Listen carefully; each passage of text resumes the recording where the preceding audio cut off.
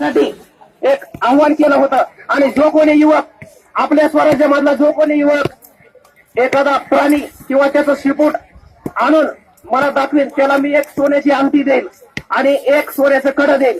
तर त्यावेळेस येसाजी नावाच्या एका तरुणाने एक वाघाचं शिपूट आणलं. पण त्यावेळेस संध्याकाळचे 5:30-6च्या पुढचा टाइम झाला होता.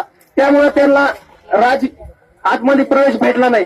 त्यावेळेस तो राजमाता जिजाऊकडे गेला आणि त्यांना विनंती केली की मी हे एक वाघाचं शिपूट आणलेलं आहे आणि मला शिवाजी महाराजांची भेट घ्यायची आणि कडा घेतल्यानंतर मी माझ्या साताऱ्याला निघून जाणार. नंतर दुसऱ्या दिवशी पुन्हा दुसरा प्राणी मारून आणून दाखवणार आणि मी माझं दुसरं कडा घेऊन जाणार. परंतु त्याला त्या ठिकाणी जिजाऊ मातेने थांबून घेतलं आणि थांबल्यानंतर सकाळी शिवाजी महाराजांची भेट झाली. त्यावेळेस शिवाजी महाराजांना कडा आणि अंगठी सोबत एक तलवार देखील दिली आणि ती तलवार दिल्यानंतर तो येसाजी महाराजांना विनम्रपणे म्हणाला की महाराज मला तर तुम्हाला काही क्रॉस करता येत नाही, परंतु मी सांगतो की ही तलवार ओरिजिनल नाही आणि ह्या तलवारीमध्ये मिक्सिंग आहे. तर महाराज म्हणले तुला हे कळलं कसं की हे तलवारीमध्ये मिक्सिंग आहे म्हणून.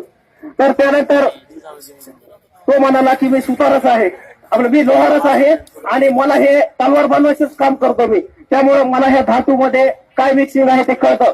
तर मग शिवाजी महाराजांनी त्याला ते तर बक्षीस दिलं पण त्याला आरमार प्रमुख बनवून टाकलं, शस्त्रसाठा प्रमुख. अशा प्रकारे गुणकौशल्य ओळखण्याची क्षमता शिवाजी महाराजांनी त्या अर्जामध्ये दिसून येते. एवढं बोलून मी माझे 2 शब्द संपवतो. जय भारत.